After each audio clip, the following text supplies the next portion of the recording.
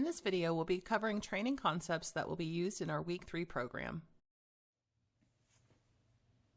Welcome back, everyone. Let's tackle the Week 3 material. Week 3 learning concepts: catching desired behaviors, using no reward markers, push, drop, stick, and split rules, and the order of events when adding verbal cues. Catching and reinforcing desired behaviors. First thing that I want to talk about is catching desired behaviors. So with dogs, they actually perform a lot of really desirable stuff, but it's human nature to notice the more problematic behaviors that we encounter. And the problem with that is that if we don't start paying attention to the things that they're doing well, we're going to lose those behaviors.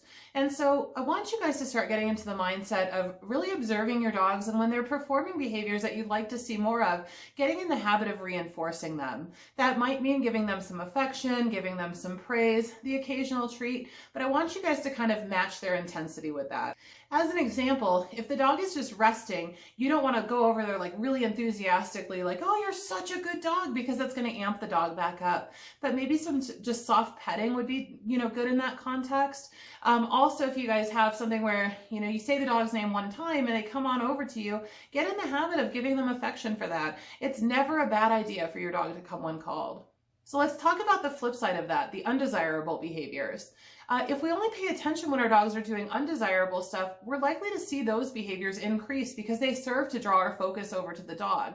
And a lot of times, really all that our dogs want is our attention. And so again, if we gravitate towards them when they're doing stuff that we would like them to do less of, it's actually going to make those behaviors increase over time. So your job is to start to get into the habit of watching for the stuff that your dogs do well, reinforcing or rewarding that stuff. And then when you're seeing problematic behaviors, removing reinforcement for those things, or getting ahead of those behaviors, and this is more ideal, getting ahead of those behaviors and routing them towards legal activities instead.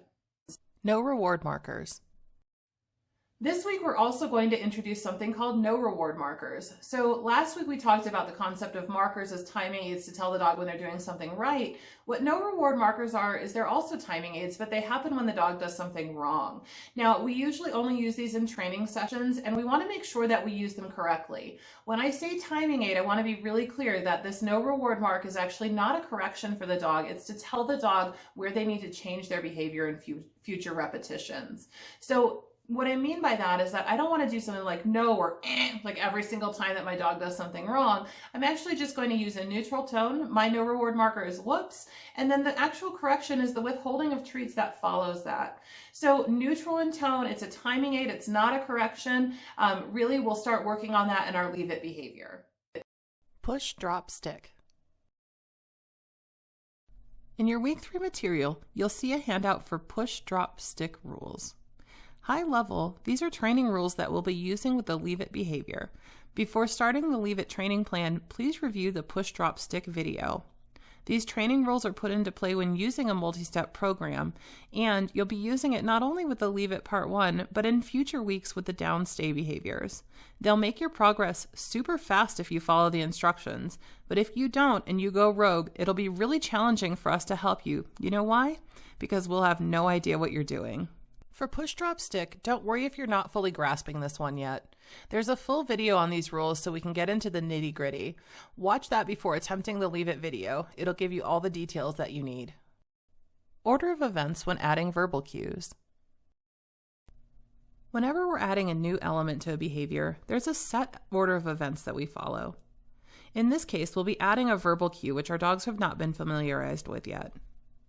We actually start by saying the verbal cue, wait a beat, and then we follow with our hand signal. Our hand signal is also known as our prompt.